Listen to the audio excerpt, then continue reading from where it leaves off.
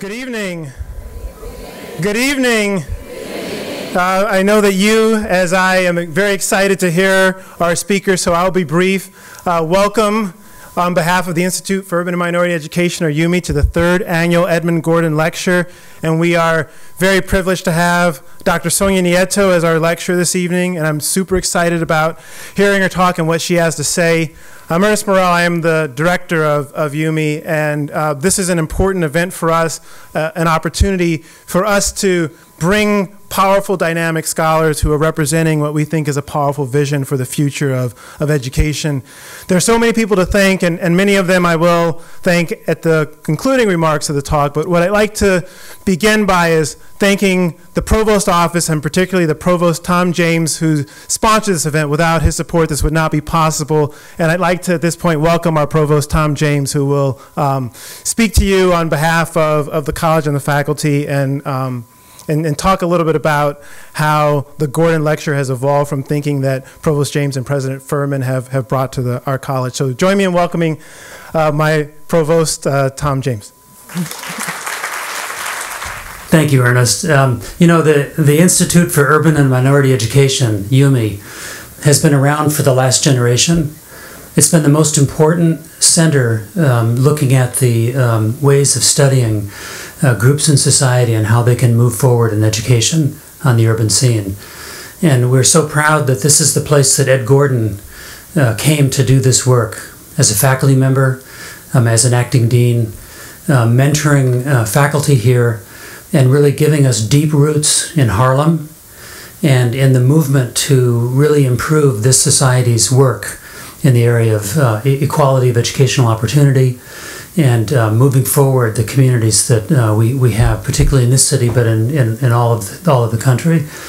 This work has been central to Teachers College, and you know, when I came here in the role that I'm in, it was very important to me, talking with Ed Gordon and with President Furman and with our faculty, to find new leadership for this institute so it could move into the future.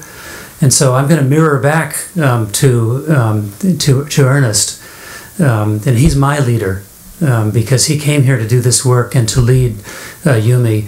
And we worked together with President Furman to create this lecture in honor of Ed Gordon, who's here tonight, and President Furman is going to say some words about him and to him. But I just want to emphasize that this is at the core of our mission as an institution. This is why we are in the world, and this is the work we're doing. And I'm so proud that we're here with Sonia tonight to continue this work. Thank you. Good evening. Welcome to the third annual Edmund Gordon Lecture. I am so pleased that Ed could join us today. You would think that by the time you have a lecture named after you, you could rest on your laurels, but not Ed Gordon, not at all. In 2011, at age 90, Ed agreed to head an interdisciplinary commission convened by ETS, and the Gordon Commission, which published such important work, looked at the future of assessment policy and practice and culturally responsive evaluation and assessment. He brought together a group of divergent scholars and stakeholders for this effort. He alone had the clout, the wisdom, and frankly the energy to bring them together to address one of the most difficult issues in education today. How can we assess in a way that informs teaching and learning, as opposed to the way most of our assessment works? And still he refused to rest. After the commission issued its report in 2013, that continues now to frame discussions around the country, Ed moved the inquiry forward, and he's heading up a major research project funded by the National Science Foundation on diversity, equity, and excellence in achievement and assessment in STEM education. Part of this will be a conference, a national conference, about how measurement science can inform and improve teaching and learning. Ed's success, which obviously continues through the present, is grounded in an uncanny ability to do what few can. He brings multiple stakeholders and disciplines together, and he manages these many perspectives to achieve real change. None of us who have worked with Ed is surprised that he's deeply engaged in leading this important work today, because throughout his life, he has led the charge in achieving the kind of meaningful, long-term, large-scale change that we need. Among his many notable achievements, for example, he helped write a Head Start. He was an early architect of Head Start. In 1968, TC President Larry Kremen invited Ed to join the faculty and help TC think about education comprehensively. As with so many of Larry Kremen's decisions, this was a brilliant one. He moved to Yale for a little while, but he returned to TC as Richard March Ho Professor of Psychology and Education Emeritus and as Director of UME. Ed is a vital part of TC's historical legacy of excellence and impact, and so many of this room have been galvanized by his groundbreaking achievements. There's always been a great dignity to Ed's work. One of his most valuable contributions was looking at underserved populations and the education they were afforded from a perspective of assets, not deficits or cultural deprivation. And his understanding of the centrality of family and community in a child's education and future led him to advance the concept of supplementary education, a really important part of his work at UME. He argued that society had the responsibility to step in and provide children and their families the support and resources they need for educational achievement. That vision has informed our initiatives with partnership schools in Harlem and the work of TC faculty, students, and alumni around the world. In all that he does, Ed is calm and cool. As James Comer, his friend and colleague at Yale and a TC trustee, recalled in paying tribute to Ed in 2011 at his 90th birthday celebration. As Jim observed then, Ed showed us that it's through persistent scholarship and demonstration that you make a real difference. Thank you, Ed, for all the guidance you do us and for all the inspiration you still provide. I want to acknowledge Ernest Morel, who you already met, Macy Professor of Education and UME Director, and Veronica Holly, Assistant Director, who with UME staff and students have maintained the vision and the work that Ed laid out and have taken it in important new directions. I'm going to turn to Mariana Soto Manning to introduce tonight's lecturer and a TC friend, Sonia Nieto, but I want to first welcome Sonia back to TC. We always enjoy having you here. It's a pleasure, as is attested by having to move to a bigger room for this event. So we're delighted that you're here. Thank you. Good evening and welcome. My name is Mariana Soto Manning, and I'm a professor of early childhood education here at Teachers College, Columbia University. Tonight, I have the great pleasure of introducing someone who needs no introduction. Someone who has incessantly questioned inequities in schools. Someone who has been a tireless advocate for teachers and with teachers.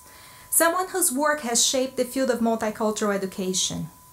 Someone who has been an inspiration to me personally and to those who believe in the potential and infinite capacity of all children. Someone who has invited us, urged us to teach in ways that allow us to see the light in their eyes, in the eyes of the students with whom we teach and learn. If you look at one of the pictures, her granddaughter is there on the cover of that book.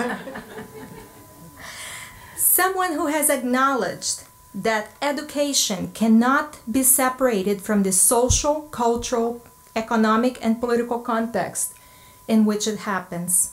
This is Sonia Nieto. Sonia was born and raised in Brooklyn, New York, and educated in New York City public schools. She began her teaching career as a junior high school teacher of English, Spanish, and ESL in Brooklyn. In 1968, she took a job at PS 25 in the Bronx, the first fully bilingual school in the northeastern United States. Her first position in higher education was at Brooklyn College, where she taught in a bilingual teacher education program. Sonia Nieto is Professor Emerita of Language, Literacy, and Culture in the School of Education at the University of Massachusetts, Amherst. She has published numerous articles and books, won many prestigious awards. Just last year, she was awarded the Teachers College Medal of Distinguished Service. She has impacted the field, she has impacted teachers, she has impacted learners in significant ways. as she reflects on 50 years of public education. In public education, I humbly selected a few words from her publications to welcome her today. Sonia invited us to be aware of students' histories, experiences, dreams, and strengths so that we can teach them effectively. She urged us educators to learn from and with our students and to always ask questions. Alongside teachers, she embraced the complexity of teaching and invited us to see teaching as evolution, teaching as autobiography, teaching as love, teaching as hope and possibility, teaching as anger and desperation, teaching as intellectual work, teaching as democratic practice, and teaching as shaping futures.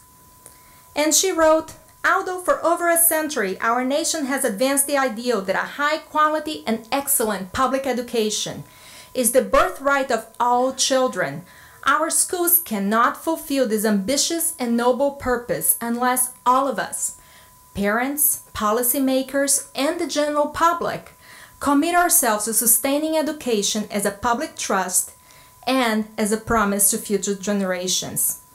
And she offered, multicultural education has tremendous promise and a great deal to offer public schools in the 21st century, providing us with insights into the interrelated roles of discrimination, school policies and policy and practices, and culture in the education of students, helping us more fully understand the lives and experiences of a variety of young people who reflect our nation's growing diversity.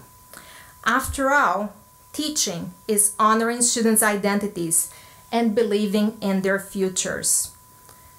Sonia recognizes that most teachers enter the profession with a profound sense of service and the expectation that they could make a difference. Sonia Nieto is someone who honors our identities and believes in our futures as teachers and learners. She is someone who has a profound sense of service herself, someone who has made and continues to make a difference. As she reflects on her life and public education, I have no doubt that she will leave us inspired and charged. I can think of no better person to deliver the third Edmund Gordon Lecture. Please help me welcome the one and only, the inspiring Sonia Nieto.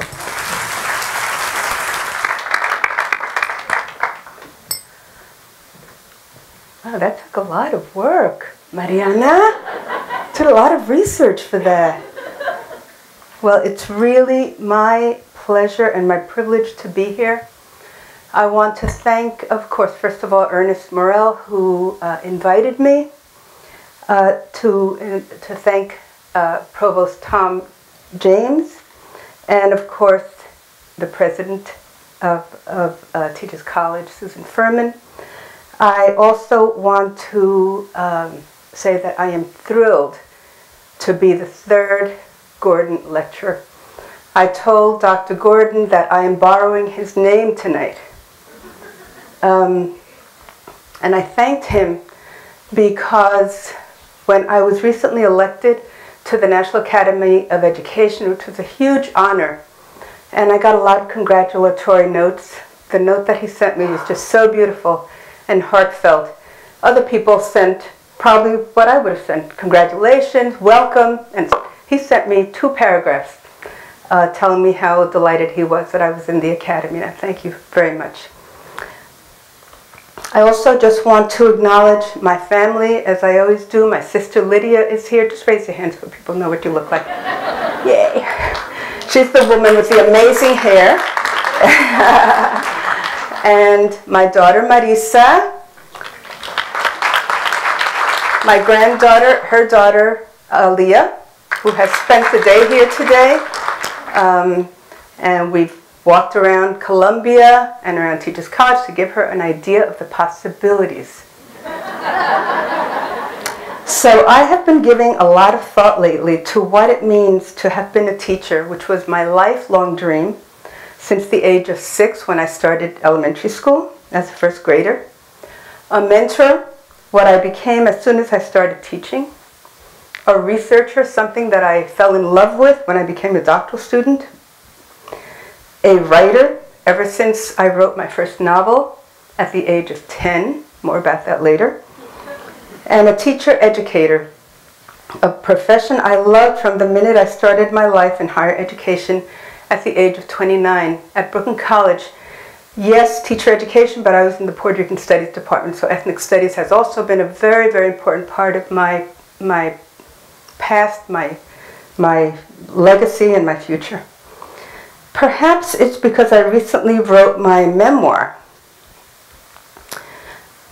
But actually, and this is my memoir, Brooklyn Dreams, I think it's the other way around. I wrote the memoir because I had been thinking about these things since my somewhat early retirement about 9 years ago.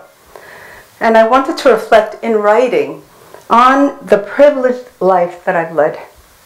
My life has been privileged not only because of the profession that I chose at a very early age, but also because I have been fortunate to have found and lived with the love of my life for the past 50 years, 49 years actually, almost 50. And because our daughters, Alicia and Marisa, and that center picture is us several years ago, and our granddaughter Jasmine, who just graduated from community college and is there with me on the end, who we've raised. They and all of my other grandchildren inspire me every day and remind me what this work is about. But those are stories for another day. For now, I'll focus on what family means for education. So tonight I'd like to take you briefly on my journey. It's really a pictorial journey from Stockton Street in Williamsburg, Brooklyn, to my life as an academic, as I reflect on some of the lessons I've learned along the way, lessons that I hope will be helpful for teachers and young and veteran academics alike. These are my mother and father, who came as immigrants or migrants, whatever word you use, from Puerto Rico. Got married in 1941 and moved into Stockton Street, 5th floor walk-up apartment.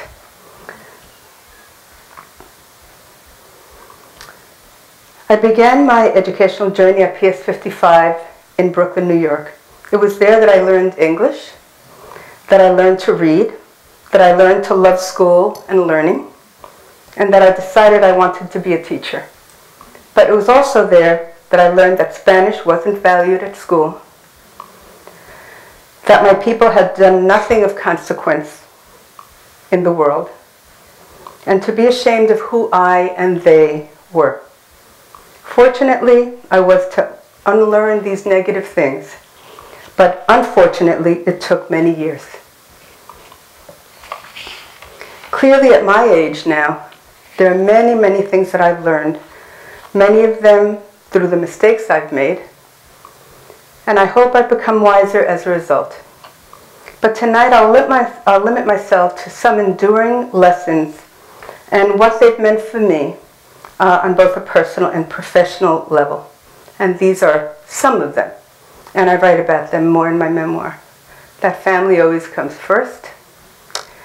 Finding my passions and how important that has been to me. To start where the kids are at. That zip codes matter, and that it's important to question received wisdom, even my own. So I'll give you some examples of these things. Family always comes first. I love that picture on top of my father, my mother, my sister looking up, our beautiful brother Freddie, and me with glasses already. Freddie has autism. He's our younger brother. I'm his guardian. He never had an education, and so that has always influenced me. He went to school when he was 5 years old to kindergarten, and Lydia, who's a year older than me, was in 3rd grade, and she was called down every day because all he did was cry. And at the end of the week, they called, we didn't have a phone. They saw my parents and said, "We can't teach him, he's not normal." This was way before special education. And I reflect so much on what his life might have been like if he had been born 30 or 40 years later. But I want to talk about family always comes first because I was raised with these words, and my own children heard me say them many times as they were growing up. Right, Marisa? She's shaking her head.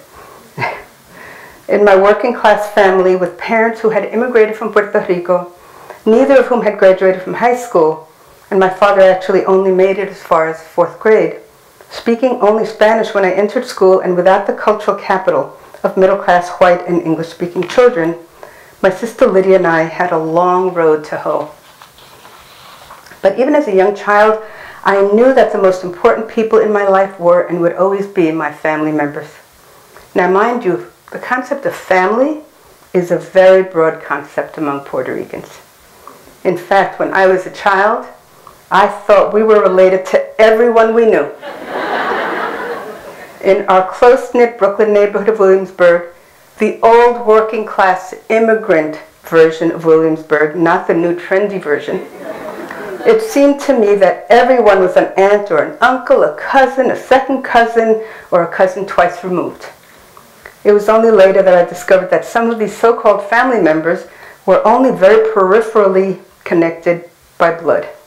But we were taught to respect them all equally. So what has this meant for me as a teacher and a researcher, as a mentor, and so on, as a writer? It has meant that family has taken primacy in my work, not only in my personal life. So even when it comes to work, my family has always been there. For example, Teachers College, when I got the medal last year, and at UMass, when I got the Chancellor's Medal in 2000. And family is also the people who we have in Puerto Rico. So this is our annual cousins get-together in Puerto Rico.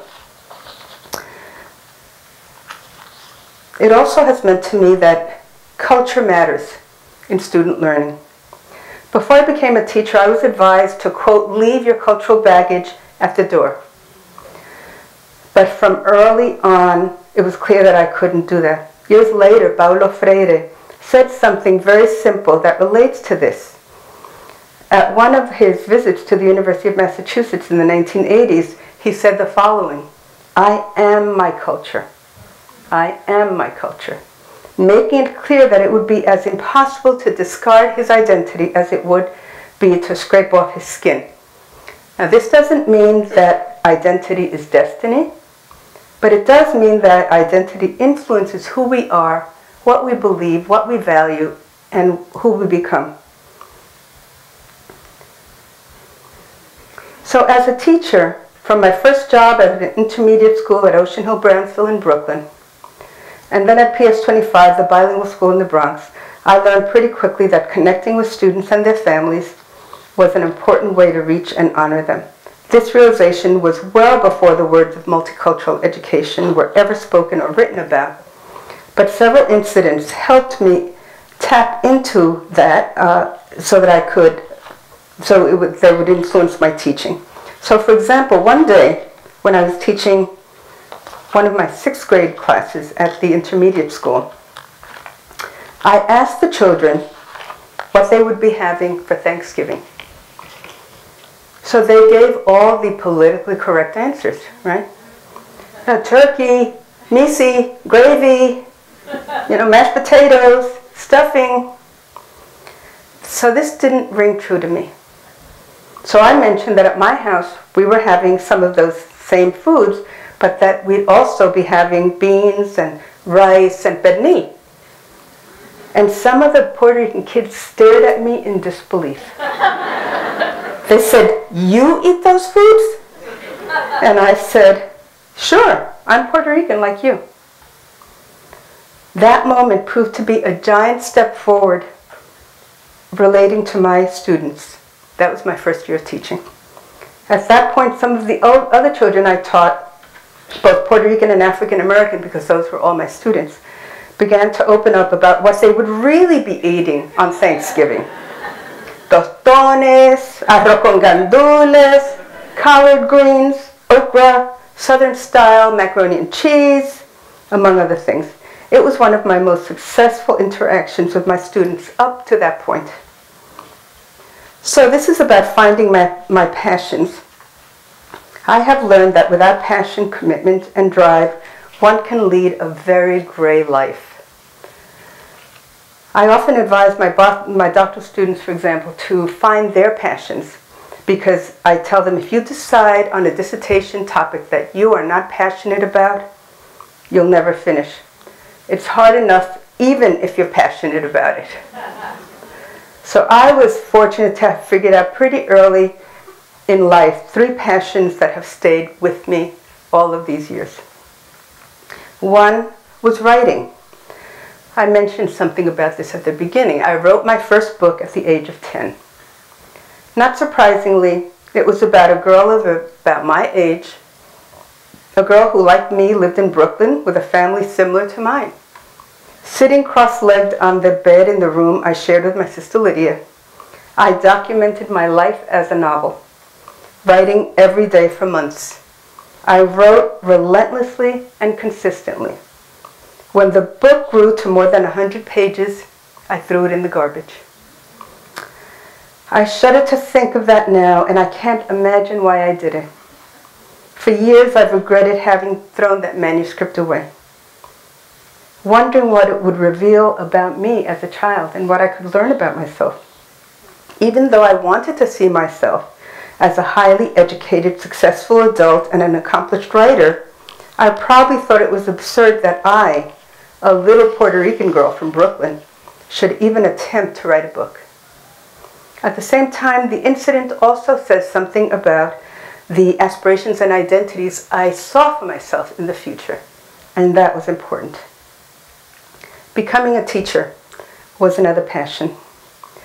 It was around the same time I also fantasized about teaching.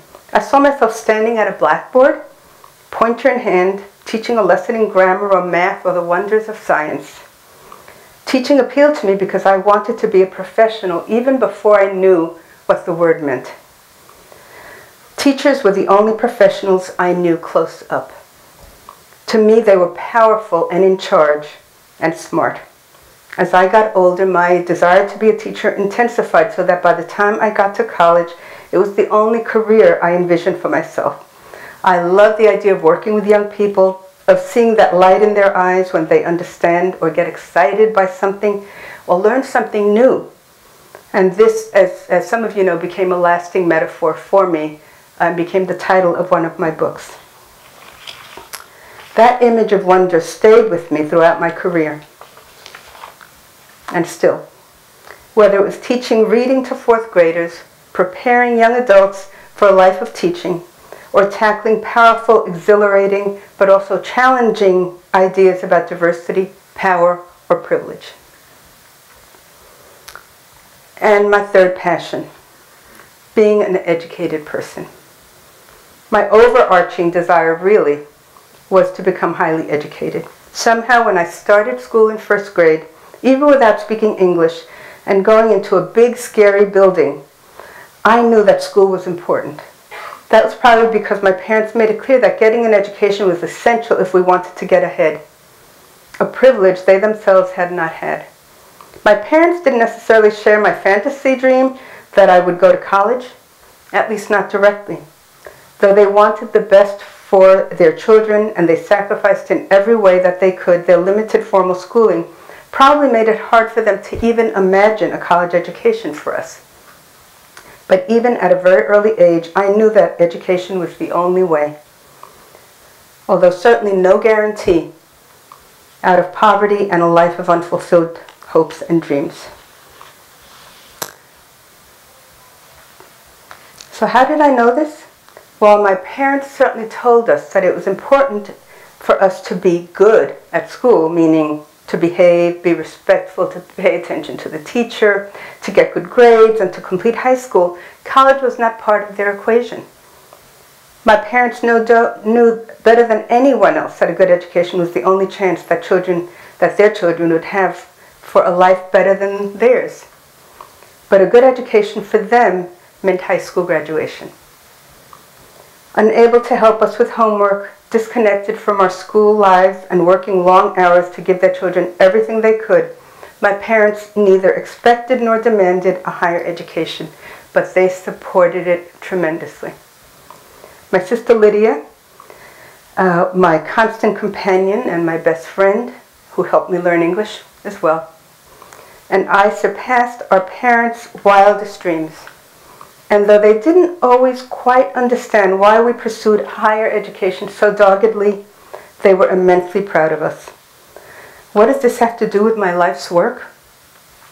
My early experiences with schooling gave me a gut-level understanding that all families care about education. As a teacher of Puerto Rican and African American children living in poverty, I assumed, contrary to some others, that the parents of my students did the best they could for their children. But that they had not had the kinds of experiences or opportunities that middle-class parents had. Parents who made sure that their children got into honors classes, who demanded better teachers for their kids, who found out about SAT classes, who went on college tours. College tours, what's that? You know? All those things that middle-class families do because of the opportunities and the privilege that they have. So, another enduring lesson, start where the kids are at. This is probably the most useful phrase I heard in my teacher education preparation program over 50 years ago. But it was only when I got to PS 25, the bilingual school in the Bronx, and that's me as a 4th grade teacher there, that I really understood what it meant to start where the kids are at. About 85% of the students were Puerto Rican, the remainder were primarily African American. So since I taught what was called a bilingual class, all my students were Latinos and Latinas, and all were bilingual to some extent, but every staff member, from principal to teacher to counselor, was bilingual. It was at PS 25 that I started explicitly creating curriculum about their Puerto Rican heritage for my students. And I was a student right along with them, because although we lived the culture and spoke the language at home, I had never learned anything about Puerto Rican history in any school I had attended. Starting where kids are at means affirming their identities, their experiences, their families, and their hopes and dreams.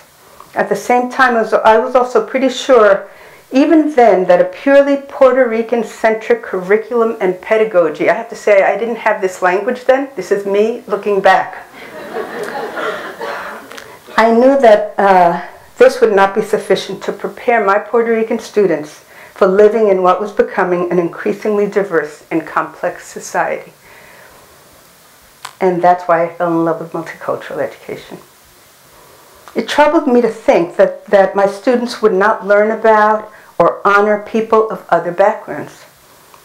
In other words, although the term multicultural education was not yet heard in 1968, at least not by me, I didn't want to think that we were creating another kind of monoculturalism, although this time for Puerto Rican kids. But start where the kids are at is just that. It's where you start. It's so necessary. But many of us in this room, I'm sure, did not have this experience. I never heard the word Puerto Rican mentioned in any school until I had completed my master's degree. That is, except for a mention of Operation Bootstrap in my junior high class. In 1950s, for those who don't know, industrialization program that was supposed to help Puerto Ricans, quote, lift themselves up by their bootstraps. But it didn't do much for the majority of Puerto Ricans. In fact, the 1950s became the decade when more Puerto Ricans than ever, hundreds of thousands, left the island. But that story, too, is left better for another time. At the same time, I realized that starting where the kids are at is essential, but the role of education is to take them beyond where they are, but at the same time to have them take who they are along with them. This is what I never experienced as a student, at least not until I became a doctoral student. Instead, it was made clear to me that I should forget Spanish, cut ethnic ties, and discard as much of my Puerto Ricanness as I could. As a light-skinned Puerto Rican, this was far easier for Lydia and me than for darker-skinned and therefore more identifiable Puerto Ricans. But it was nevertheless painful. Being told that speaking Spanish was rude or bad, never seeing anyone like us outside of our family, knowing that teachers asked my mother to stop speaking Spanish to us at home. All these were a way of making me disappear. Although at the time I was unaware of the motives behind these things. I realized teachers may have done these things with the best of intentions, and I don't necessarily blame them for that. But the result was destructive for me, and as I was to find out when I became a teacher, for many other children. And that's why multicultural education became so important to me.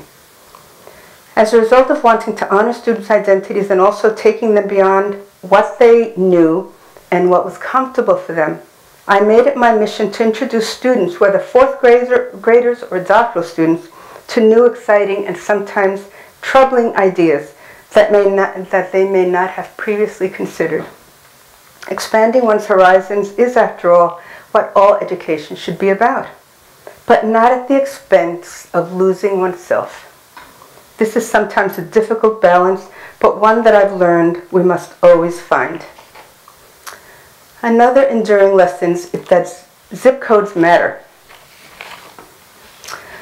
When I was 13, my family moved to East Flatbush in Brooklyn. That was then a more middle-class neighborhood than my previous neighborhoods. I then attended junior high school 246 and later Erasmus Hall High School.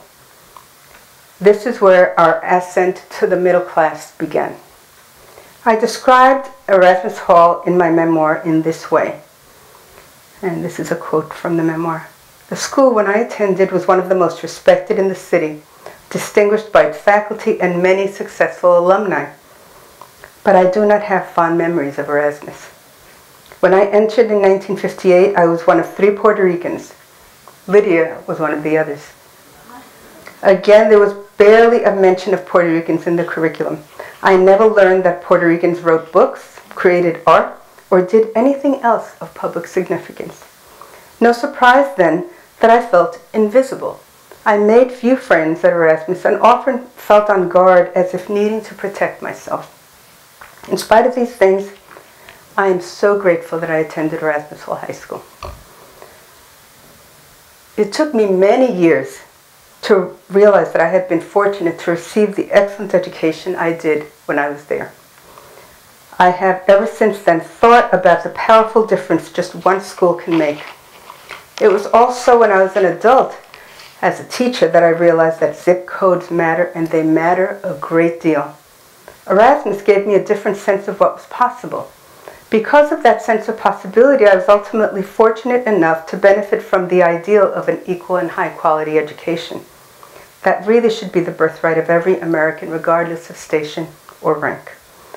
My advantage, though, happened only because my family happened to move when I was 13 years old, and we changed zip codes. We moved to a community where excellent education was both available and insisted on by the community. That's the end of the quote. At Erasmus Hall, I learned about tutors. Who knew tutors existed? I had to ask. Somebody said to me, "You should get a tutor," because I failed a math class. And I said, "What's that?" They had to explain it to me. I went home and I said, "Mommy, I need a tutor." And she said, "What's that?" And I had to explain to her as if I knew all along what it meant. At Erasmus, I also learned about honors classes. They were non-existent at the high school where I would have been a student had we not moved. About guidance counselors, about peers. The peers who taught me the ways of the middle class were just as important as the teachers who taught the curriculum, a more advanced curriculum than I would have had at the other school I would have attended in Brooklyn. So although it wasn't a culturally sustaining education, it positioned me for a consequential life, and for that I am forever grateful. I know that had it not been for Erasmus Hall, I probably would not be here today speaking with you about having a fulfilled life. So what difference did this make for my future as a teacher educator, a mentor, and a researcher? Zip codes matter in teaching. And I realized as a teacher that I made sure to give my students a demanding and loving education, the kind that's more often associated with children living in privilege. But it wasn't always possible, as I quickly found out, because of the socio-political context in which education takes place. And I made mistakes, lots of them, unable to easily find my way, especially as a new teacher, struggling to be the best teacher I could be.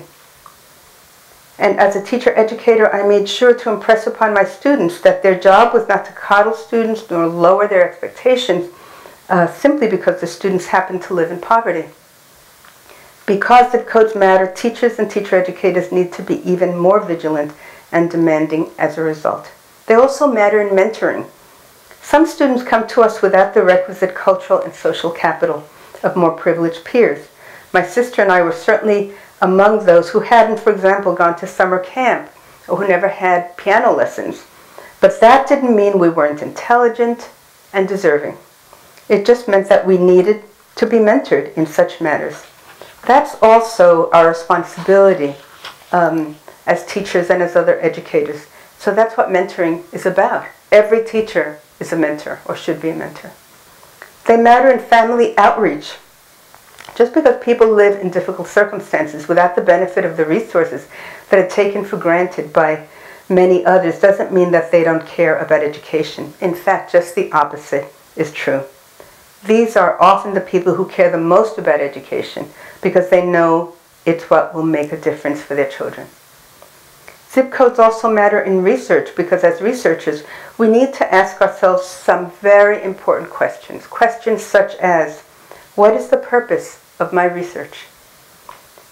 How do I do research? And of course, Paulo Freire's quintessential question, who benefits and who loses as a result of the research that I do? My last enduring lesson, really, in my reflections is to question received knowledge, and I have several things to tell you here. While I was learning that zip codes matter, as my education continued through graduate school, I was also finally learning, as an adult, a great deal more that helped me question received knowledge. I learned about these things: hegemony, power, privilege, literacy as a social practice, the significance of identity, and I continue to learn as I grow older. For example, how hegemony works. Through the work of Gloria Ansaldúa, I was learning how hegemonic language practices in schools and society work to keep people down, invisible, and seemingly insignificant. This kind of learning helped me ask my own questions. I wrote an article in 1999, I think, called Profoundly Multicultural Questions, about questions that might not seem at first to be multicultural, but are quintessentially multicultural because they have to do with access and power, not with festivals and fairs and dances and ethnic food, right? Those things are okay. Everybody likes parties, right? But that's not what multicultural education should be about.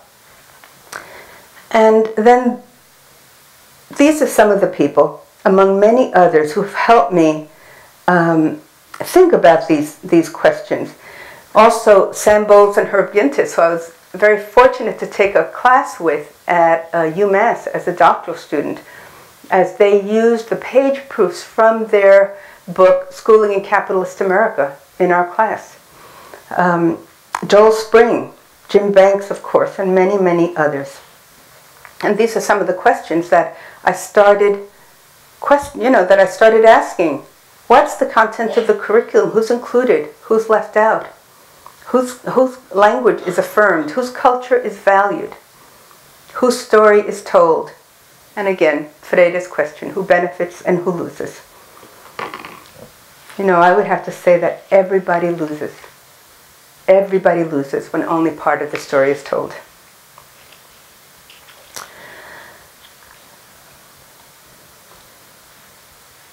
Also, these are some of the profoundly multicultural questions that I learned to ask about myself. That picture, by the way, of the Statue of Liberty happened while I was in the Puerto Rican Studies Department at Brooklyn College. Students went and took over the Statue of Liberty and put up the Puerto Rican flag there. Most of you have never seen that, right? They were arrested immediately, right? But But it is quite an iconic image, isn't it? You know, and questioning received wisdom. I mean, I learned so much at Brooklyn College that I didn't know about Puerto Rican history, about education. So there's also other questions about literacy and meritocracy, about equal education, colonialism. I never studied colonialism. Who studied that? Certainly the United States was never a colonial power, right? No, we didn't learn that. But there were other things that we had learned that were also received wisdom. Don't smile until Christmas. How many of you heard that when you started teaching? I interviewed a young woman, Angeles Perez, for my book, Finding Joy in Teaching Students of Diverse Backgrounds. She was in her second year of teaching. Fabulous, fabulous, energetic, motivated, enthusiastic. When I said to her, so how is it? You must have had a hard first year, right? And she said, oh no, I loved it. Her student scores went way up. She was just absolutely, you know, completely motivated. And when I said to her, oh, she actually said to me that people said to her that first year, don't smile until Christmas. And she said, don't smile until Christmas. That means you don't have a relationship with them until Christmas. You know. Another teacher who I interviewed said something very similar. She was going to be a first grade teacher. And all of the you know, her peers who were teaching already kept saying, don't smile until Christmas. And these were little first graders, so she couldn't sleep the night before she started school. She went into school, she saw her kids, not only did she smile, but she hugged them all. Because she knew that you cannot have a relationship. You know, so this is just one of those things. This is something else that I used to say, stay out of the teacher's room. And I learned to say that after my first year of teaching, because it can be a toxic place. I no longer say that, and I haven't for many years. Now I say, get into the teacher's room. Not by yourself, but with a group. Start changing the discourse so that it's not toxic, so that it's hopeful, so that you make changes, so that you see promise instead of just being devastated all the time. Raising kids bilingually will confuse them. How many times have we heard that, especially in those of us who were in bilingual education? Oh no, it just doesn't work, it'll confuse them. I don't know, there are kids all over the world who learn 5 languages and they don't sound confused to me. So, you know, this has been proven, of course, not to be true. Some families just don't value education, is another one that we've heard. It's not part of their culture, we're told. Ridiculous, of course. So, question that received wisdom. Because then, of course, there was Paulo Freire, who came to UMass for several years in the 1980s when I was a new faculty member there, and who we were privileged to have there. He taught me most of all about questioning received wisdom, challenging taken for granted truths, and being courageous. I edited a book after we read letters to, teachers of cultural workers, letters to those who dare teach. I asked a group of teachers to write a letter to Paulo. Now, Paulo had died by this time, but I wanted them to reflect on what they had learned from him. And so we called it Dear Paulo, Letters from Those Who Dare Teach. And okay, I'll confess, that's my daughter on the cover over there of the book, my daughter who's a teacher, my older daughter. And I wrote about this in my memoir. Despite my ardent commitment to public education, it has not worked for everyone, even for my own children.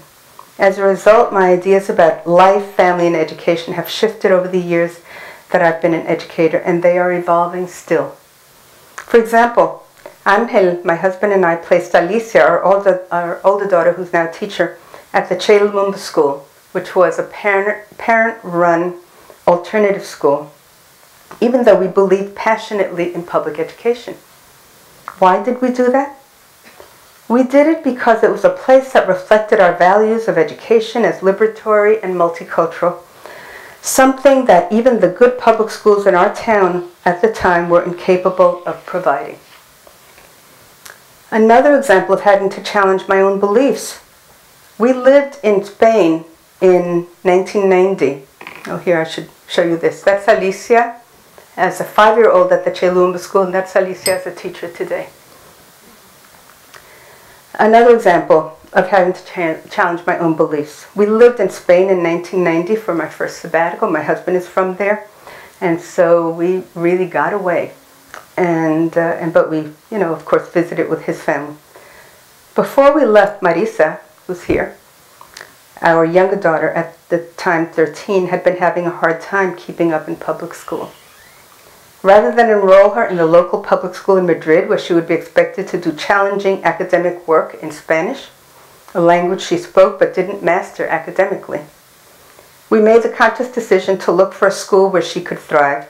We were fortunate to find in a neighboring town an English medium school, especially geared to children who didn't quite fit into traditional public schools. International in scope, the school enrolled some well-to-do Spanish children along with others from Colombia, Dominican Republic, Japan, Korea, and the United States, among other nations. But it was a very small school. There were 17 kids in that school.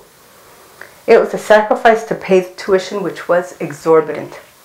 And we didn't even support the idea of private schools. What's more, the school violated one of my greatest values, bilingualism and bilingual education. It was uncomfortable for me to see how the teachers enforced an English-only policy at that school. There's Marisa in 1990 and Marisa today. At the same time, Angel and I were pleased to see that during lunch, recess, and other free times, the students spoke only Spanish, even if their native language was Korean or Japanese. No matter what they spoke Spanish to one another. And as a result, Marisa became more fluent in Spanish at that English-only school than she had been in Amherst, Massachusetts. As it turned out, the school gave Marisa the most successful experience she had in school as an adolescent. It was the right choice for her and for us. And a third example, this time with Jasmine, who is there as a 3-year-old and there today. She's the granddaughter who we've raised. This was an experience that really opened my eyes. In 1997, we returned to Spain for my second sabbatical, this time with 3-year-old Jasmine in tow. We were lucky to find a small, charming preschool just around the corner from our apartment, and we enrolled Jasmine immediately. She loved it from the moment she stepped into the little front yard. It was bathed in sunlight and warmth and the sound of children playing. But some of the school's practices boggled my mind.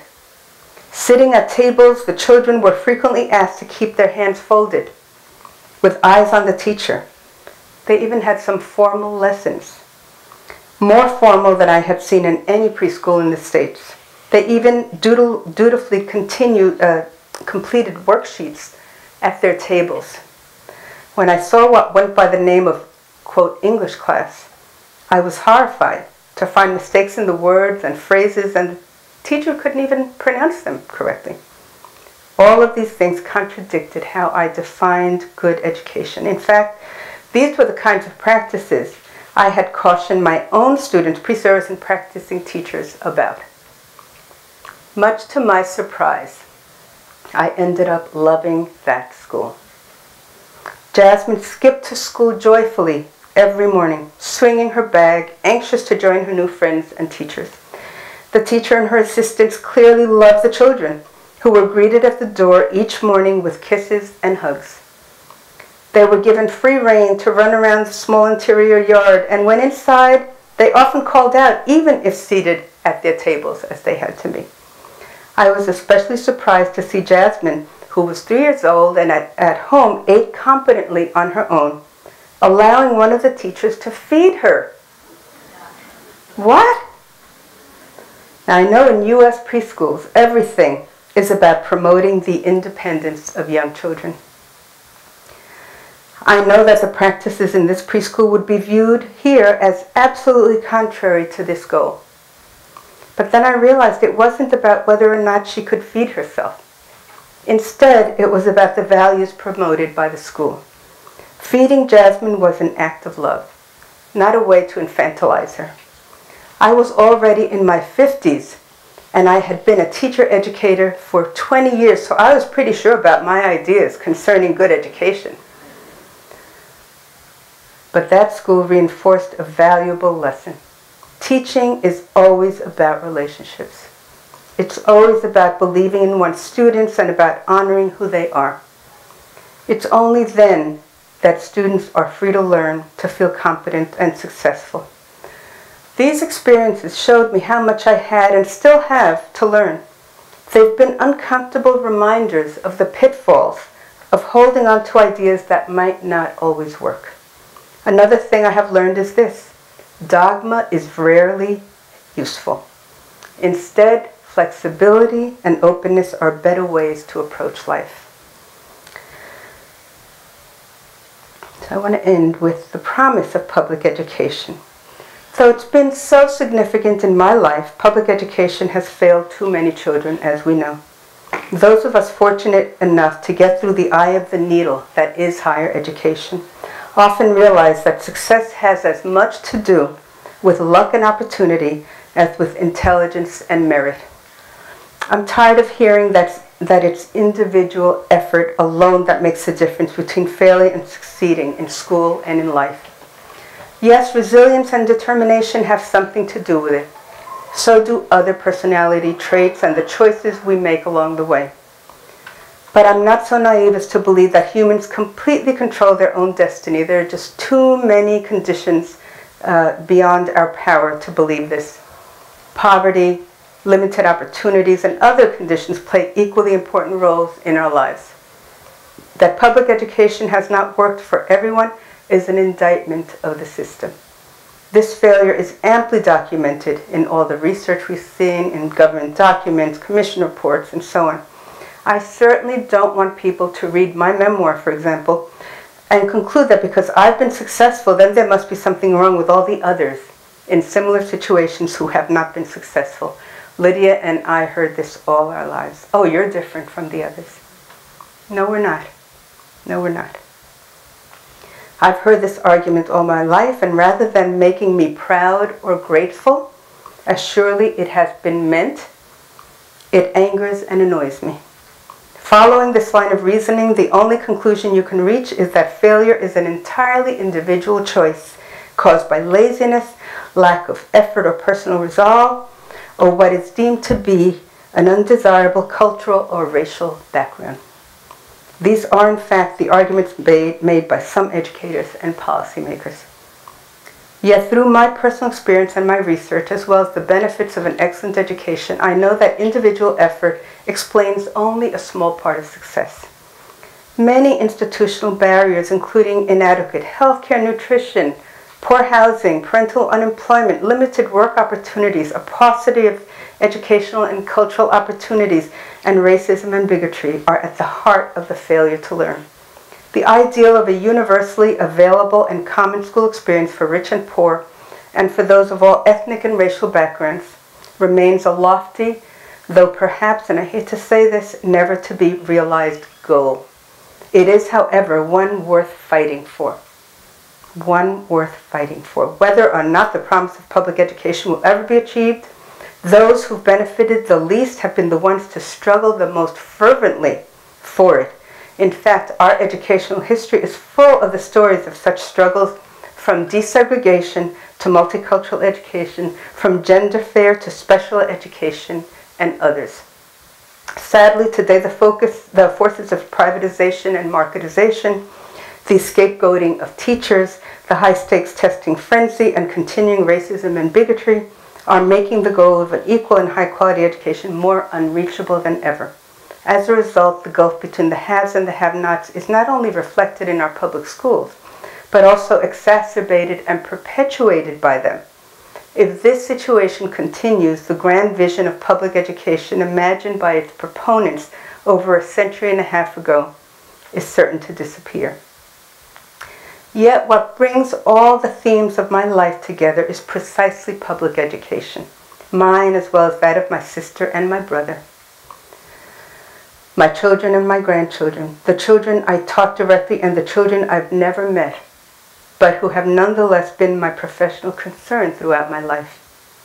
In writing my memoir, I have understood perhaps more clearly than ever that without public education, my life would be vastly different and immeasurably poorer, not necessarily in economic terms, but in meaning and purpose. Given current defeatist ideas about the purpose and meaning of education, I hope that my story offers instead a vision of the redeeming value of public education, if it is ever given a chance to succeed. We have a long road ahead until true equity for all students of all backgrounds is a reality.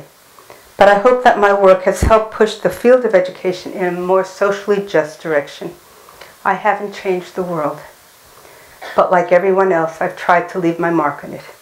In the end, I suppose that was my Brooklyn dream. And I will end with the words of Paulo Freire. This question that I believe all teachers, researchers, and mentors should ask: for whom and on whose behalf am I teaching? Thank you very much. Thank you. Thank you very much.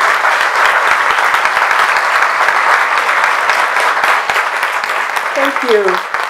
Appreciate it.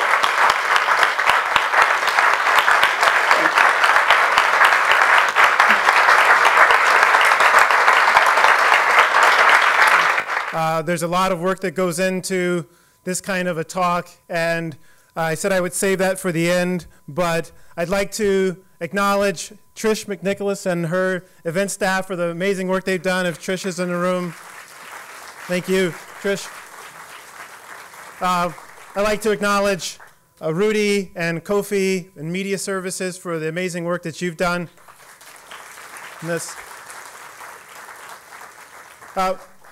I'd also like to give a special thank you to the entire Yumi family for the work they've done, especially my partner in crime, Assistant Director Veronica Holly, for her amazing work. Thank you, Veronica.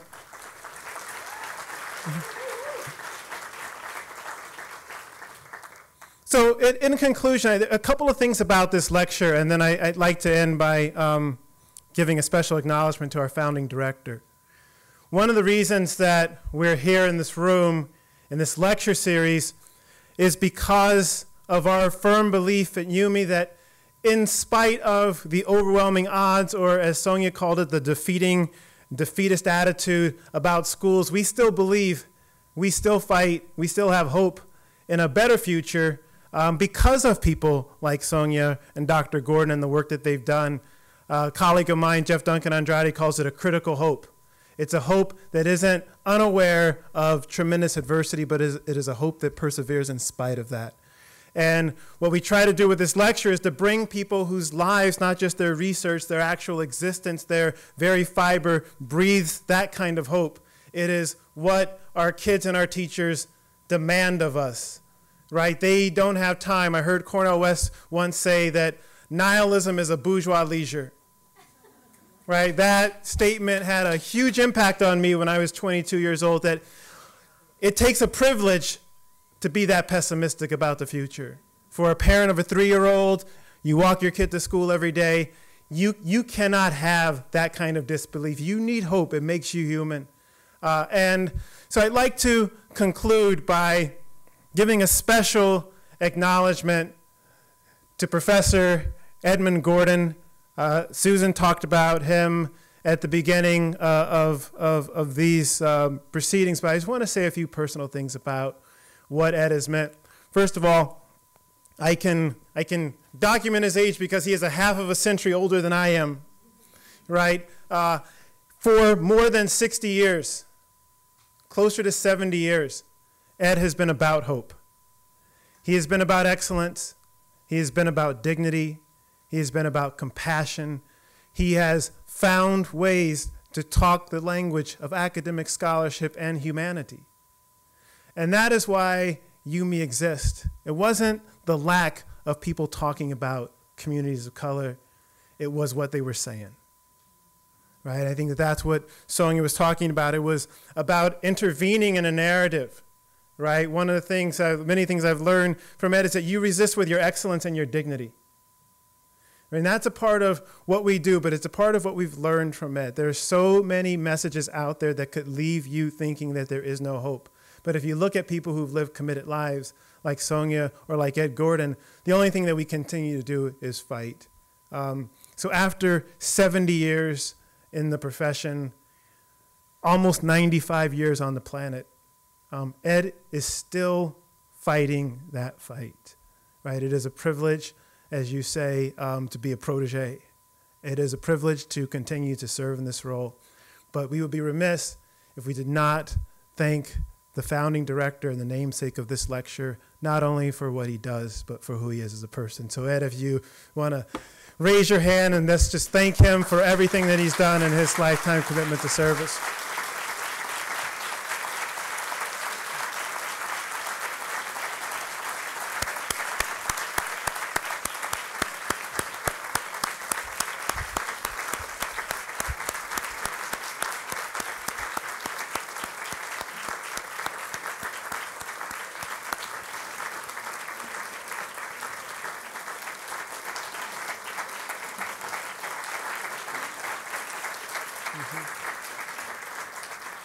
With that, I'd like to conclude with just a brief comment that I've heard from Marian Wright Edelman, another mentor.